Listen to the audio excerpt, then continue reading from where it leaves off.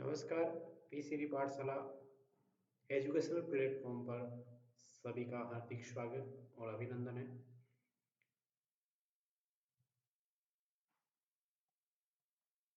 CET level graduation पिछले 2 पेपरों का एनालिसिस पीसीरी पाठशाला यूट्यूब चैनल पर बिल्कुल फ्री में आपको प्रोवाइड करवाया गया है। उसकी पीडीएफ भी आपको टेलीग्राम चैनल पर अवेलेबल करवाई गई है। मेरे पढ़ाने की शैली किस तरह की लग रही है, आपके फीडबैक मिल रहे हैं, उस आधार पे मैं थोड़ा आइडिया लगा सकता हूँ कि मैं जो आपको मैसेज दे रहा हूँ वो आपको क्लियरली समझ में आ रहा है और आपको हेल्प कर रहा है। मुझे आशा है कि मैं और बेहतर तरीके से आपको आने वाले वीडियोज़ है उसमें बढ़िया से बढ़िया कंटेंट आपको बिल्कुल फ्री में अवेलेबल करवाऊँ। आप अपना फीडबैक मुझे अवश्य दें ताकि इसमें कोई इम्प्रूव में करना हो तो वो इम्प्रूव में सही समय पर कर सकूँ। पीसीरी पाठशाला एजुकेशनल प्लेटफॉर्म पर जो आज का कोटेशन है वो ये है कि आपकी मेहनत आपकी किस्मत बना सकती है, बस कभी हार मत मानना। बहुत सारे चैलेंजेस आएंगे, बहुत सारे अप डाउन आएंगे, आप बस अपने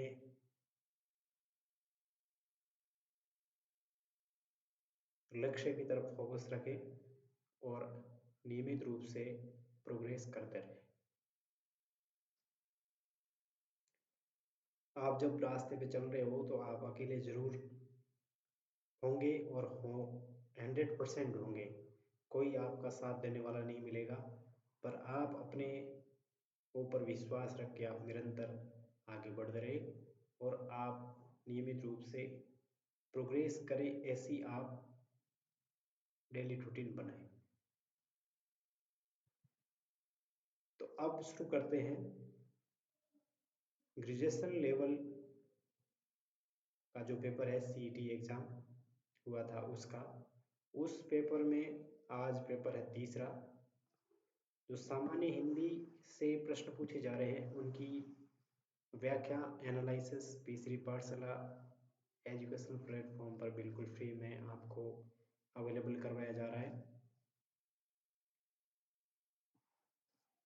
ध्यान देने वाली बातें ये है कि आप एक पेन और रजिस्टर साथ में रखें ताकि आपके सामने कोई क्वेश्चन नया आया है तो आप उसको ज़रूर नोट डाउन कर लें ताकि आपको रिवीजन में सहूलियत होगी। तो करते हैं स्टार्ट, सीधे चलते हैं क्वेश्चन पर। ये चीज़ें पहले मैंने बता रखी है, इंस्ट्रक्शन और क्या क्या कितने नंबरों पे है, कितना समय है और पूर्णांक क्या है, ये रोज़ बताने का नहीं है, एक ही पेपर में आगे से बताया जाएगा। चलते हैं सीधे क्वेश्चन पर।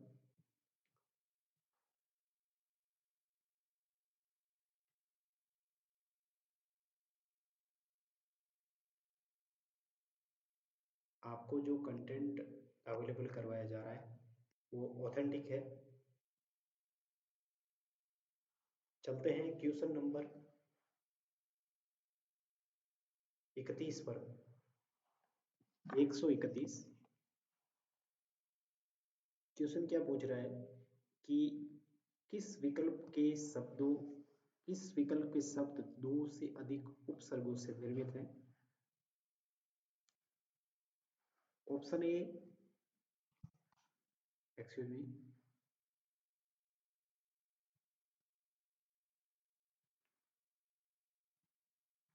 ऑप्शन ए में है अध्यापक पारितोषिक, ऑप्शन बी प्राचार्य सहानुभूति, ऑप्शन सी दुर्दय व्यवसाय समुदाहरण, ऑप्शन डी प्रतिवाद अज्ञानता। की के अकॉर्डिंग इसका सही आंसर है आंसर सी, दुर्दैव्य शाय समुदाहरण। उपसर्गों से निर्मित। हिंदी में उपसर्ग 3 प्रकार के होते हैं। हिंदी में कितने होते हैं? 3 प्रकार के।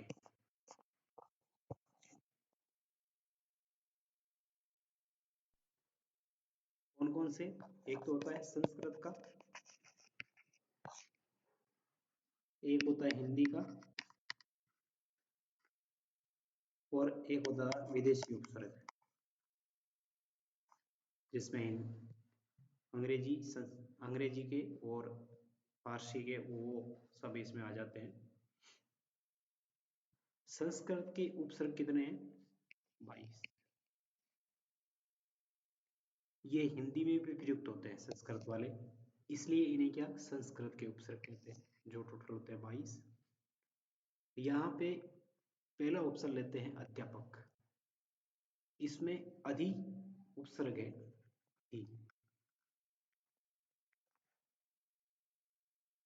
अधि का अर्थ होता है प्रधान या श्रेष्ठ, ऊपर अधिक।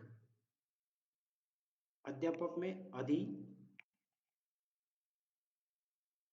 धन आ धन पक, इसका संधि विच्छेद होगा।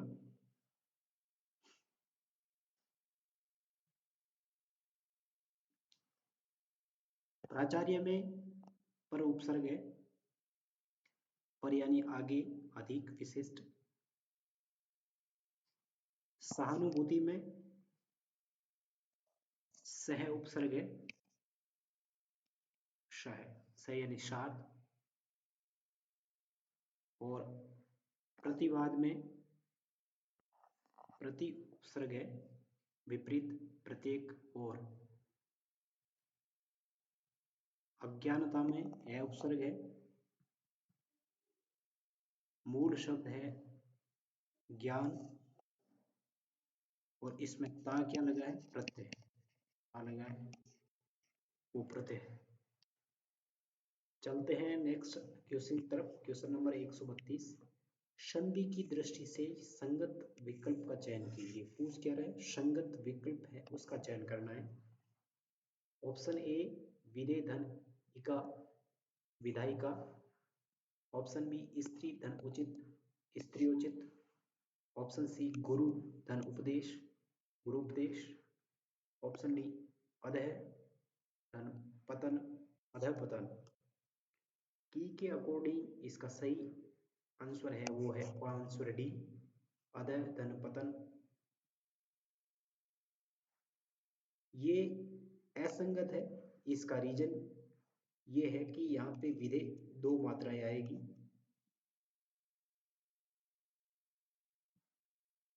ये कौन सी है? ये यण संधि है।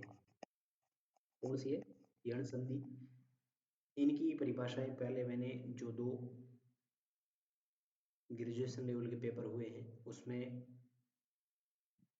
डिस्कशन करवा रखा है। आप वहां जाके एक बार उस वीडियो को जरूर देखें कि यण संधि की क्या क्या परिभाषा है। स्त्री धन उचित, इसमें भी यण संधि है, पर यहाँ पे ये असंगत है। इसका होगा स्त्रियोचित। स्त्रियोचित सही संधि ये होगी। गुरु उपदेश में ये रू है, ये छोटा होगा, ये वाला होगा, ये वाला गलत है। बाकी इसका संधि है जो सही है, अदय धनपतन, ये सही है। अब इसमें ये कौन सी है?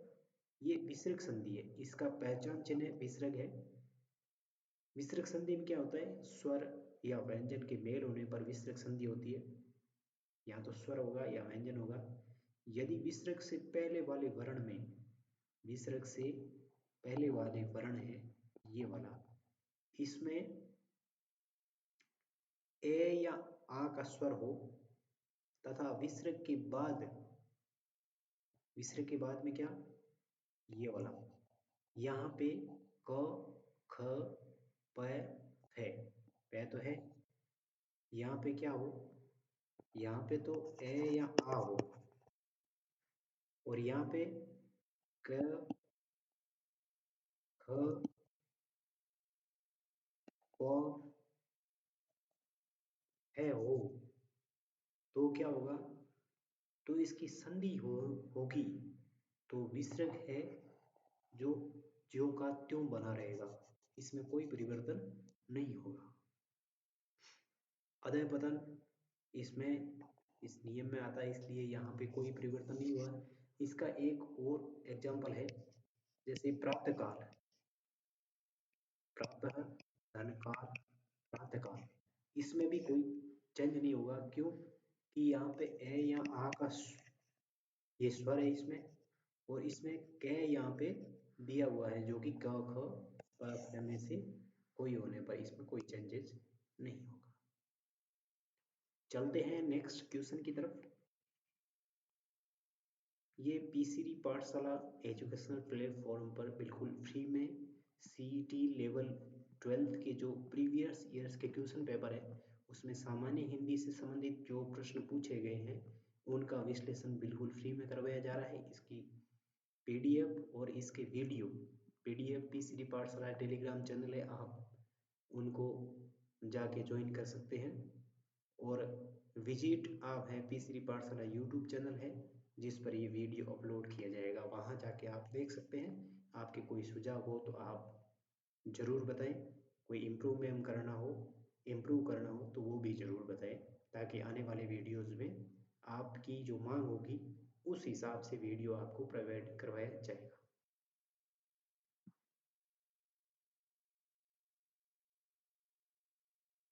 क्वेश्चन नंबर 133, सुमेलित कीजिए, इनको मिलाना है। ए में दिया हुआ है, एक में मूल स्वर, और ये दिया हुआ है क ख छ है से, दीर्घ स्वर ख ए ई सॉरी आ ई उ ऐ, अल्प प्राण व्यंजन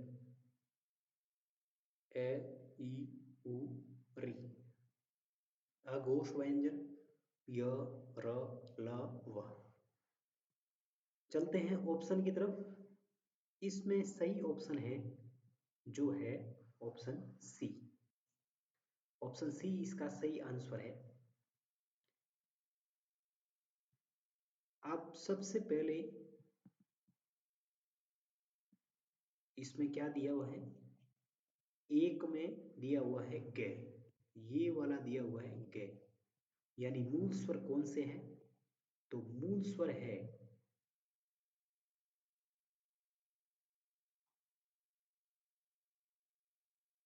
जो है, एक्सक्यूज मी, वो अ ई उ और री की के अकॉर्डिंग।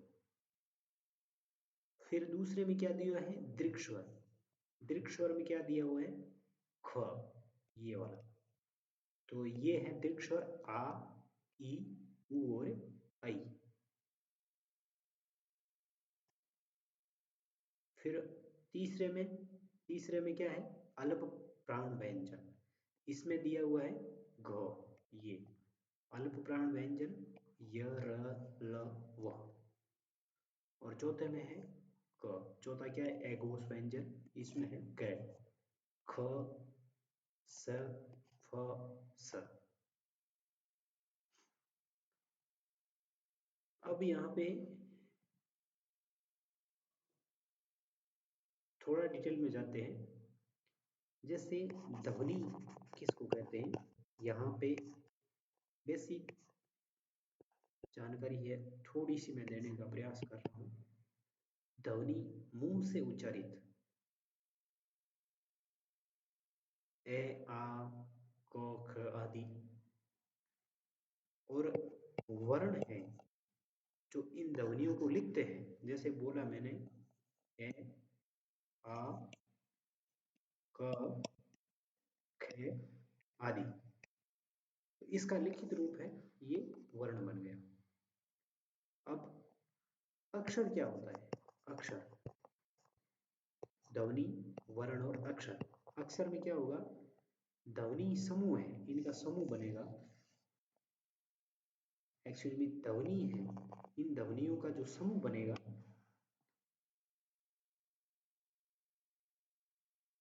वो एक ही श्वास के एक ही बार में उच्चारण हो जाएगा। ये ध्वनि का लघुत्तम रूप होगा। इसे और विभाजित नहीं किया जा सकता है। किसको? अक्षर में। अक्षर में क्या होगा? ध्वनि है, इसका समूह बनेगा और इसका उच्चारण है वो श्वास के एक ही आघात में हो जाएगा। ये ध्वनि का लघुत्तम रूप है जो अक्षर है, इसे और विभाजित नहीं किया जा सकता है। तो ये इम्पोर्टेंट है, ये कई बार एग्जामों में पूछे गए हैं कि ध्वनि का लघुत्तम रूप कौन सा है। अब ध्वनियों के प्रकार कितने होते हैं तो आपको वैसे पता ही होगा, स्वर तथा व्यंजन। स्वर में क्या होता है? स्वर में जो उच्चारण करते हैं तो हवा फेफड़ों से उठकर बिना कोई रुकावट मुंह या नाक के द्वारा बाहर निकल जाए। और स्वर जो होगी, इनकी संख्या कितनी होगी? स्वरों की संख्या होगी 10। कितनी होगी? 10 होगी। वो होगा ए आ, ए आ, ई ई, ऊ, एक होता है ए आई और ओ औ। ये टोटल होते हैं 10।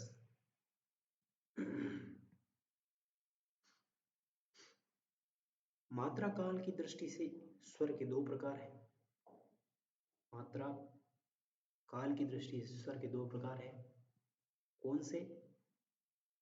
ह्रस्व या छोटे, दीर्घ या गुरु स्वर। ह्रस्व स्वर कौन से हैं? जैसे ए, ई और ऊ। छोटी ई होगी यहाँ पे, सॉरी, और छोटा ऊ। दीर्घ स्वर में क्या होगा? आ, ई, ऊ, आई। ये दो मात्रा होगी, ध्यान रखना, यहाँ पे दो मात्राएं होगी, लिखी नहीं जाती है पर होती है। और औ। अब जैसे आते हैं मूल स्वर। मूल स्वर क्या होता है? जिन स्वरों के उच्चारण में कम से कम समय लगे उन्हें मूल स्वर कहते हैं। उच्चारण में कम से कम समय लगे उन्हें मूल स्वर कहते हैं। जैसे ए, ई, उ। ये छोटे वाला एक पाया है, ये मूल स्वर है। जैसे ए, ई, उ और री।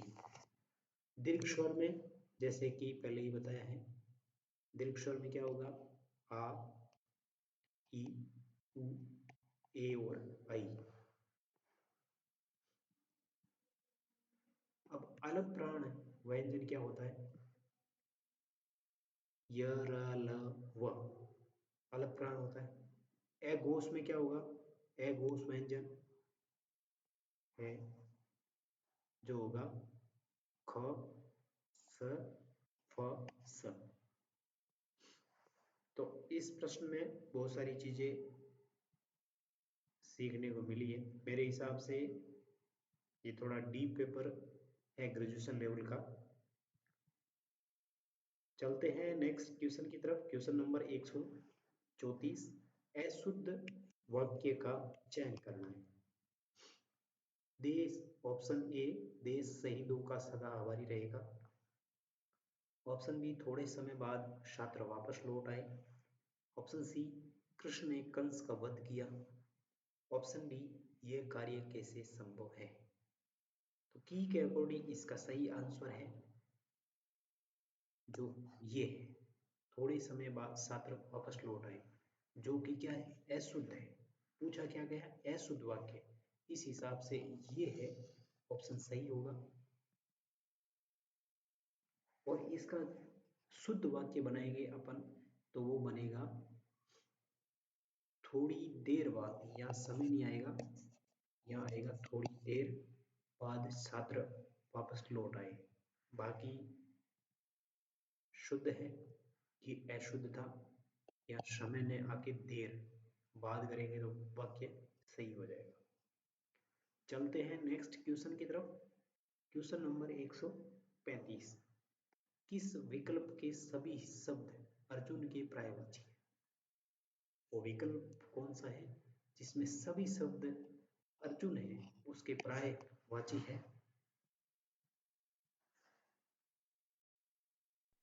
ऑप्शन ए धनंजय और Partha Kaunteya, option B Madhav Keshav Pitambar, option C अर्णव उदधि नदीश, ऑप्शन डी रजनी यामिनी निशी। की के अकॉर्डिंग इसका सही answer option A Dhananjay Partha Kaunteya. ये अर्जुन के पर्यायवाची, ये 3 तो हो गए। फिर है गूढ़ाकेश,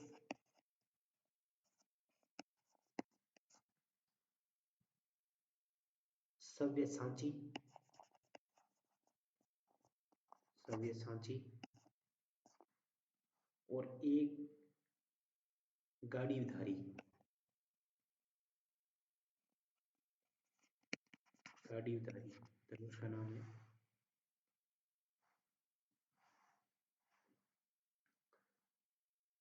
माधव केशव ये कृष्ण के पर्यायवाची हैं,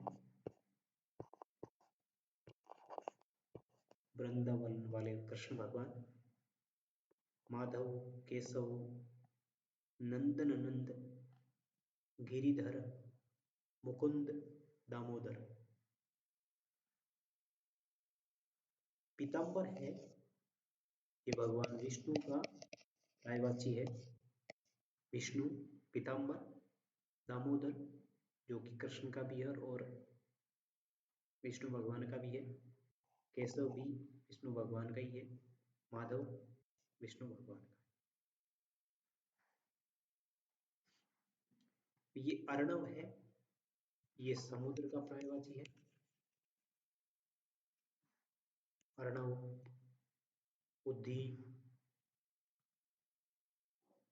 नदीश पारावार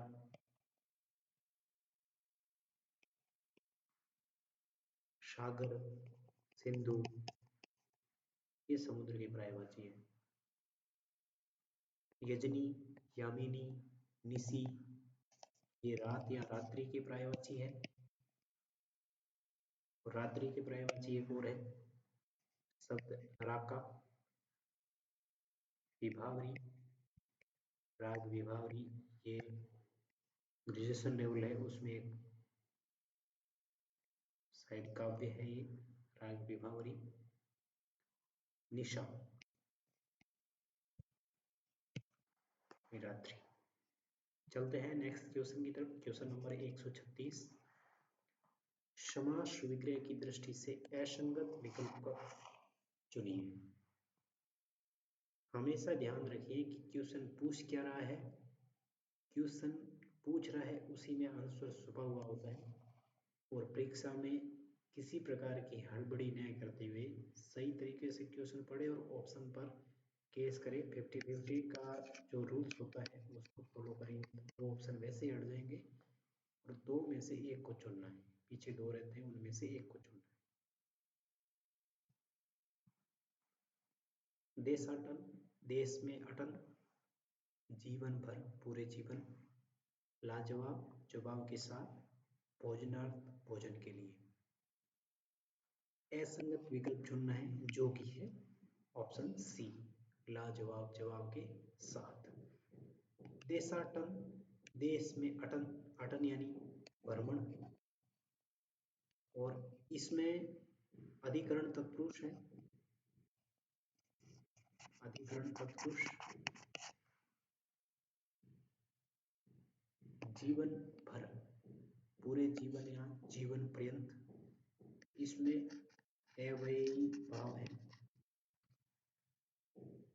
लाजवाब जवाब के साथ नहीं होगा, जिसका जवाब न हो, जिसका जवाब न हो ये भी अव्ययी भाव है। भोजनार्थ भोजन के लिए। चलते हैं नेक्स्ट क्वेश्चन की तरफ। Question number 137। अल्प विराम चिन्ह के प्रयोग के संबंध में कौन सा कथन असंगत है?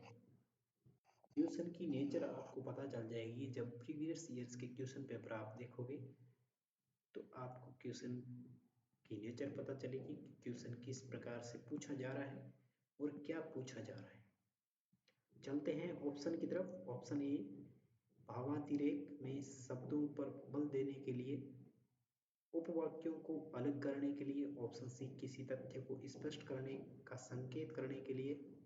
ऑप्शन डी, अभिवादन, समापन, पता, दिनांक आदि में सम्मान सूचक अभिवादन के बाद में। तो अल्प विराम का प्रयोग के संबंध में कौन सा कथन असत्य है? जो है कि ऑप्शन सी,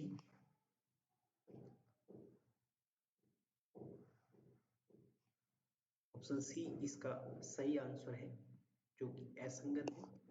किसी तथ्य को स्पष्ट करने का संकेत करने के लिए, जो कि ये नहीं है।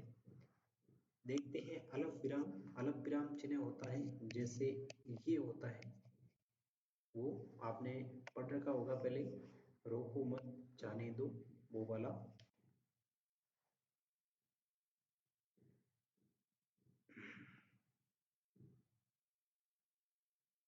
पहला क्या है, वाक्य के भीतर एक ही प्रकार के शब्दों को अलग करने के लिए, वाक्य में एक ही प्रकार के शब्द है उसको अलग करने के लिए जो क्या है, अल्प विराम का प्रयोग होता है। जैसे भुवनेश ने केले, अल्प विराम, अनार, अल्प विराम, खजूर। केले, अनार, खजूर, ये जो लगा है ये अल्प विराम है। आदि खरीदे, भुवनेश ने केले, अनार, खजूर आदि खरीदे। दूसरा क्या कहता है कि दो उपवाक्यों के बीच में संयोजक का प्रयोग न किए जाने पर, दो उपवाक्य है और संयोजक का प्रयोग नहीं किया जाए, जैसे खिलाड़ी आए, खिलाड़ी आए, कोमा, टॉस हुआ और खेल शुरू हुआ। यहाँ पे जो लगा है ये अल्प विराम लगा है। ऑप्शन की तरफ नहीं, मैं ये नियम बता रहा हूँ कि अल्प विराम कहाँ कहाँ लगेंगे। वाक्य के मध्य क्रिया विशेषण, विशेषण उपवाक्य आने पर, जैसे वह काम, अल्प विराम, सच पूछो तो, अल्प विराम, मैं भूल ही गया था। चौथा है उद्धरण चिन्ह से या के पूर्व भी। उद्धरण चिन्ह कौन से, डबल वाले, इनके पहले लगता है, कॉलम में बंद करते हैं उसमें लगते हैं उद्धरण चिन्ह। जैसे उसने कहा, कहा, उद्धरण चिन्ह, मैं तुम्हें नहीं जानता, तुम्हें नहीं जानता। फिर समय सूचक, नेक्स्ट पॉइंट है समय सूचक शब्दों को अलग करने के लिए। समय सूचक जैसे, जैसे कल, कल,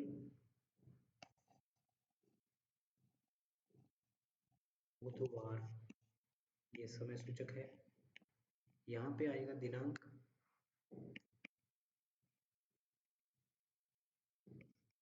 दिनांक 20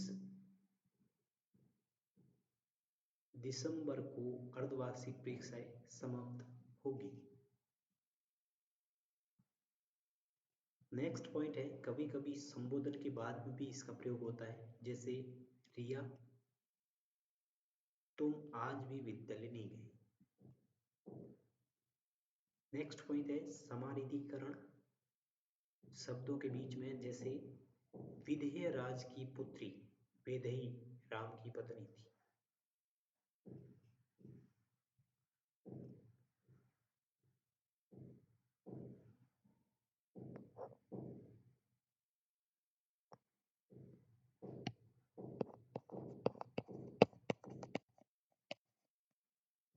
विदेह राज की पुत्री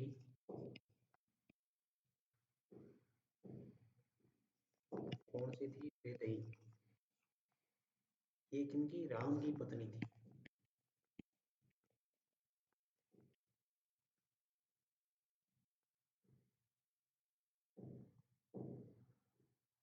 नेक्स्ट पॉइंट है हाँ अरस्तु के पश्चात, जैसे हाँ तुम अंदर आ सकते हो।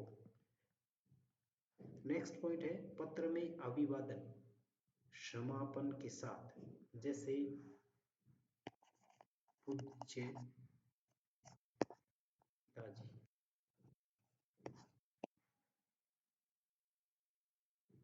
दिए इनके साथ में भी अलग विराम का प्रयोग किया जाता है।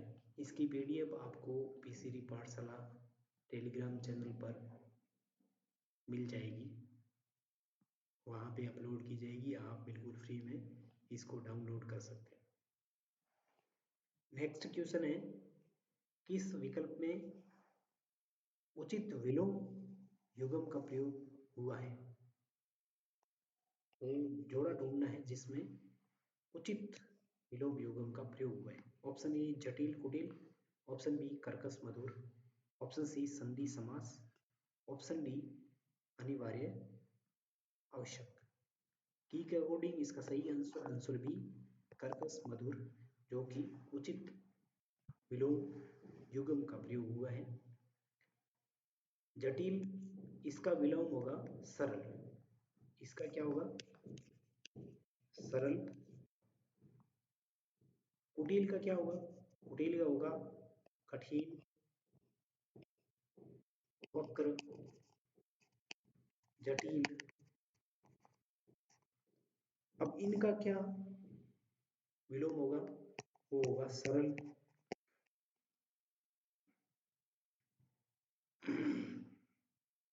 संधि है, इस संधि का विलोम होगा विग्रह, और समास का होगा वो होगा व्यास। अनिवार्य का आपको पता ही है, ऐसिक या वैकल्पिक भी कह सकते हो।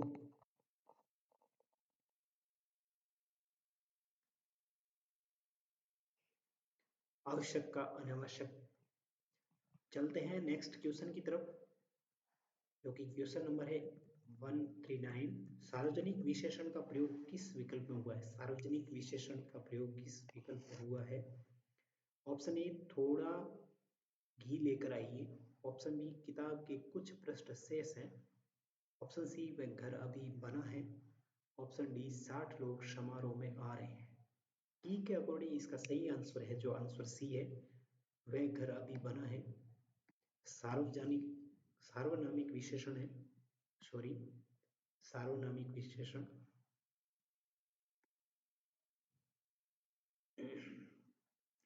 संख्यावाचक विशेषण में क्या होता है, वे विशेषण जो किसी संज्ञा सर्वनाम की निश्चित या अनिश्चित संख्या या क्रम गणना का बोध कराते हैं, उसे संख्यावाचक विशेषण कहते हैं। ये दो प्रकार के होते हैं, निश्चित संख्यावाचक जो निश्चित संख्या का बोध कराती है, और इसके भेद है जो है गणनावाचक, जिसमें एक दो, जैसे 60 लोग हैं समारोह में आ रहे हैं, तो ये क्या है निश्चित संख्या है, गणनावाचक में आएगी, गणना योग्य है। फिर है क्रमवाच्य, पहला दूसरा, आवृत्तिवाचक दुगुना चौगुना, समुदायवाचक यानी इसके जोड़े होंगे दोनों तीनों, अनिश्चित संख्यावाचक जिसमें कई, कुछ, थोड़ा, थोड़े, बहुत, सब। जैसे थोड़ा घी लेकर आइए, थोड़ा शब्द है, ये क्या है अनिश्चित वाचक संज्ञा है। किताब के कुछ पृष्ठ, कुछ, ये भी अनिश्चित संख्यावाचक।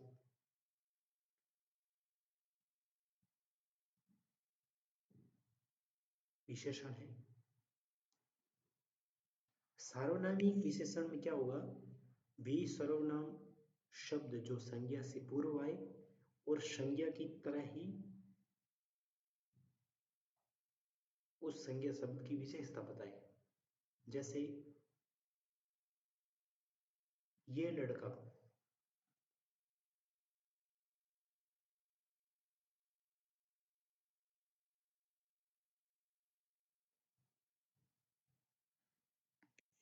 वह अभी घर बनाए। इसका एक एग्जाम्पल यह है कि वह लड़का, यह लड़का, कौन सा, यह लड़का वही है, वही है जिसने क्या किया था, जिसने मेरी मोटरसाइकिल,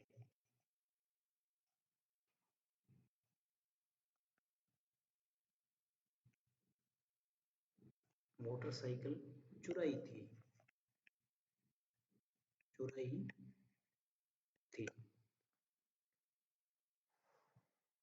चलते हैं नेक्स्ट क्वेश्चन की तरफ। क्वेश्चन नंबर जो है 140 है। निम्न में से किस विकल्प में सजातीय क्रिया का प्रयोग हुआ है? क्वेश्चन की नेचर किस हिसाब से बदल रही है, किस हिसाब से क्वेश्चन पूछे जा रहे हैं, ये तीसरा पेपर है, आपको आइडिया लग गया होगा। वैसे आपको बता देता हूँ कि सीईटी लेवल जो एग्ज़ाम हो रहे हैं अभी आने वाले समय में होगा कि नहीं होगा उस पे संशय है। अगर होगा तो भी उसमें कुछ न कुछ बदलाव जरूर होंगे। इससे संबंधित कोई अपडेट होगी तो वो आपको मैं ज़रूर बताऊंगा यूट्यूब चैनल पर, उसका एक छोटा सा वीडियो बना के और एक्सप्लेन किया जाएगा अगर कोई बदलाव होता है तो। अगर सीईटी लेवल का जो एग्ज़ाम हर साल में होना चाहिए इस साल नहीं होगा, क्या ये अगले साल होगा कि नहीं होगा? आपके मन में भी इस प्रकार के अगर कोई क्वेश्चन उठ रहे हैं आप मुझे कमेंट बॉक्स में ज़रूर बताएं ताकि मैं उस पर आपको संतुष्टपूर्ण वीडियो बना करके संतुष्टपूर्ण आपको जवाब मिल सके। निम्न में से किस वाक्य में सजातीय क्रिया का प्रयोग हुआ है? ऑप्शन ए, सूखे पत्ते हवा में उड़ रहे हैं। ऑप्शन बी, टहलना स्वास्थ्य के लिए अच्छा है। ऑप्शन सी, मातृभूमि के लिए मरना श्रेष्ठ है। ऑप्शन डी, पुलिस ने चोर को बड़ी मार मारी।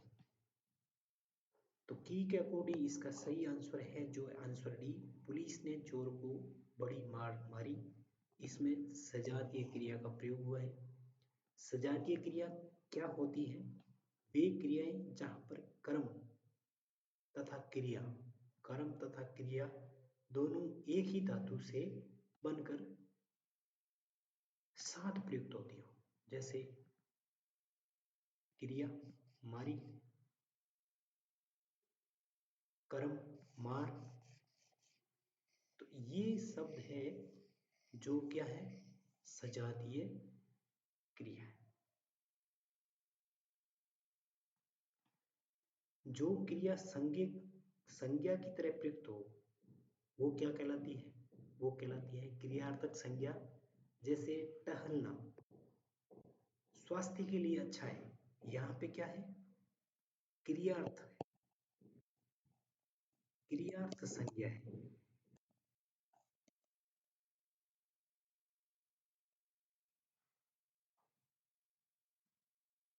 तो ये था आज सीटी लेवल ग्रेजुएशन का सी पेपर। इसका एक्सप्लेन है वो पीसीबी पाठशाला यूट्यूब चैनल पर बिल्कुल फ्री में करवाया जा रहा है। आप नियमित रूप से जो वीडियो आ रहा है आप यूट्यूब चैनल को सब्सक्राइब करें, उनका बेल आइकन है उसको ऑन करें ताकि आपको नया वीडियो जो आता है उसका नोटिफिकेशन मिल सके। वीडियो आप अपने दोस्तों के साथ में भी शेयर करें। अगर आपके कोई सुझाव है तो वो मुझे कमेंट बॉक्स में ज़रूर बताएं। मेरे पढ़ाने का, एक्सप्लेन करने का, एनालिसिस करने का तरीका किस प्रकार का है, आप इसमें क्या बदलाव चाहते हैं, वो अगर कोई बात हो तो भी आप मुझे कमेंट बॉक्स में ज़रूर बताएं। आपका शनि यूं ही बना रहे। अब मैं आपसे लेता हूँ विदा। जय हिंद, जय भारत।